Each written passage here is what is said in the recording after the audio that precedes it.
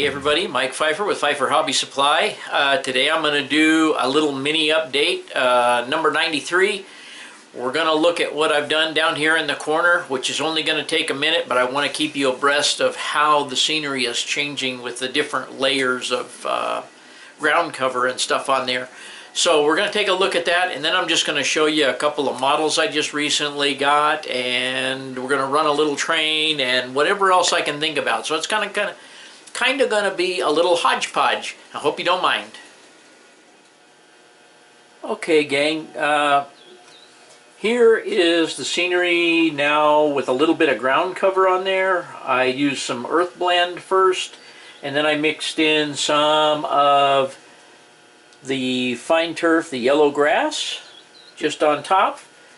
What I did is I used a brush, a wide brush, to use the Woodland Scenics cement, and I put it in a dish, and then I brushed it down in areas and just kind of worked it as I went. And if I swing the camera slowly around here, you can see that it kind of pretty much blends in with the background. I think the colors are pretty good. I've scenic'd everything out to the edge of the board. I've brushed the track down in there, and I believe I'm ready to put ballast on the track and then tint the track. I got to paint rail first, but once I get that done, then I'll start on more scenery in here. I still have not done white on the face. I have dry brush of white on the face of the cliffs and so forth. That remains to be done. Really, other than the whole ground cover going on, all the way back around. Let me swing you back around here. Of course, I'm going to get some junk you're not going to want to see in there. But all the way down to the end, up against the backdrop, back in here, I got ground cover in there. One of the next things to do would probably be tie in the road to the bridge and do the road across the tracks over there in the back. We'll just see what I feel like doing next. I got a little sidetracked on another item here, and I'm going to show you what it is, and I'm having some issues, and maybe some of you have an answer. Okay, I got this thing. It's a UR93. It's the new wireless device. I reset my box, my system, my Evo. I put this box on, and I couldn't get my wireless throttle to work, couldn't get to work. Finally started reading the instructions, of all things, and found out that it doesn't play nicely with an LNWI to use a cell phone. It and the LNWI, or whatever, I think it's an LNWI, they don't like each other, and they conflict with each other. So I had to disconnect that, and I do get the wireless throttle working, but now I have an issue where when I turn the layout off, I lose all my consists, and I don't understand why that is. Because the consists are should be held inside of the unit itself, not in the throttles.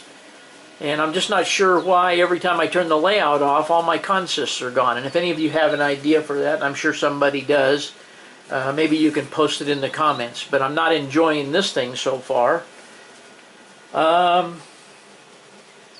Let's see what else I got going on. Okay, for some reason here recently, I happened across a few different model kits on eBay. And I've been looking at one of these for quite some time. I've liked these ever since I was in high school. A kid had a crew cab one of these, and I've always liked them. And what my intention is to just use the body out of this and put a chassis from this under it. And so I ordered another one of these in the Lindbergh version, which is not the original kit. This is the Lindbergh kit, and I have the original kit in the original box, but I did not want to use that. But I'm going to take one of these chassis here and some different wheels and so forth and adapt it to that Volkswagen and make a wheel-standing Volkswagen pickup truck out of it. At least that's the game plan down the road somewhere. Here recently I've got hung up a little bit doing some projects for Robin, and I don't mind doing them, so I've got to wait till I finish that up. I'm going to grab another one here that I recently purchased, and it's the Attempt 1 drag racing car. I have one of these in the original box, original kits. But unfortunately, one of the tires in the kit got against the windshield and a couple other parts and melted into the plastic and ruined some parts. So if I ever decide to build one, I will likely build this one.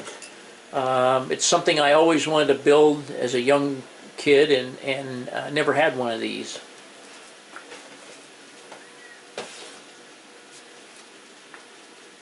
As far as kits go right now, that's really all I have coming. I bought a Ford GT40 Fujimi kit. They're a very nice kit, and I got it for extremely good price. They're selling for about 60 to 90 bucks, and I got it for $48, including shipping. It's the Lloyd Ruby and Ken Miles white with red stripes on it, GT40. Anyway, okay, I can't think of anything else that I have going on right now, or anything else to tell you about what I've been doing over there.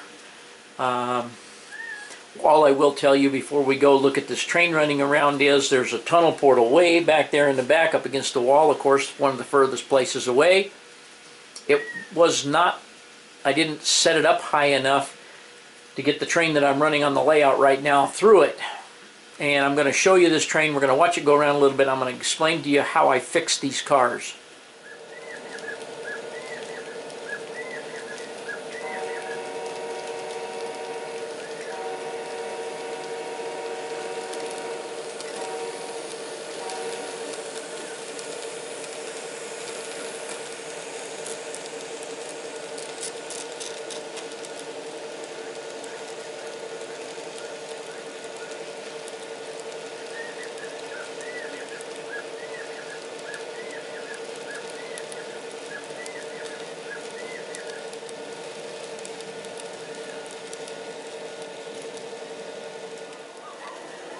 Okay, you guys know that I'm in love with these GP30s. Another thing that I love in the way of freight cars is the twin stacks. And these are the Deluxe Innovations twin stacks. And the biggest downfall to these cars that most guys see is the fact that they were all permanently together. So you had to put them all on the track at the same time, take them all off at the same time. And that became a nuisance. I have remedied that, and I will show you that in a few minutes, or how I did that, but we're just going to watch it go by for now.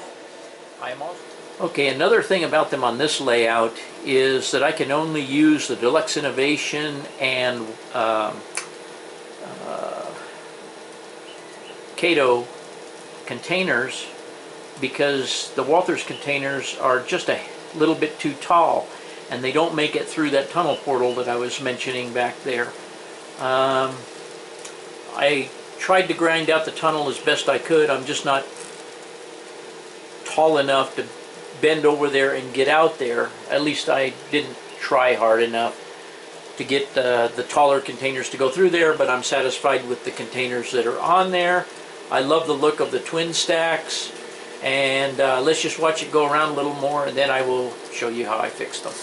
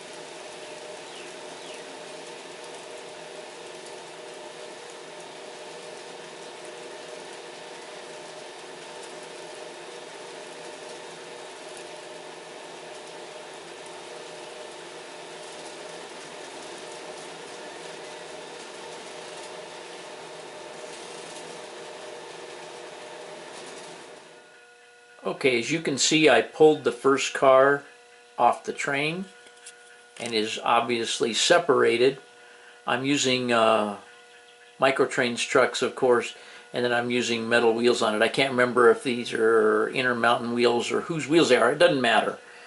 But you can see what I did is I drilled the hole out a little bit bigger in the lead car, or the car that sits on the following truck. And if I pull this one up out of there, I can show you what I did is I used a long truck pin up into and through an enlarged hole in this end. Then I took, and maybe if I can get this close enough, you can see that I drilled a little tiny hole through there and used a little piece of brass rod, stuck it in there, and super glued that brass rod in place.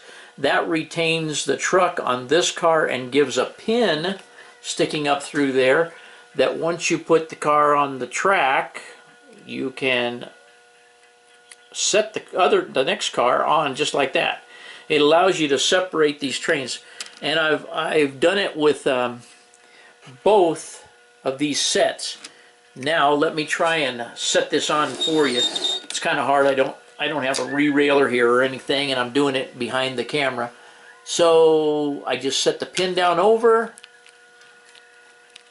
set this truck on the track, set this one down on the pin, and as you can see, it came off the track, and I just put the next truck on. But that allows me to disassemble all these cars and put them in a box individually. It really makes using these twin stacks way more enjoyable. And anyway, that's how I fix these. And honestly, guys, that's about all I have for you today. It's going to be a real short video, but I wanted to basically show you how the terrain is starting to look different at the other end. Okay, gang, I hope you enjoyed that video 93, and as usual, thanks for watching.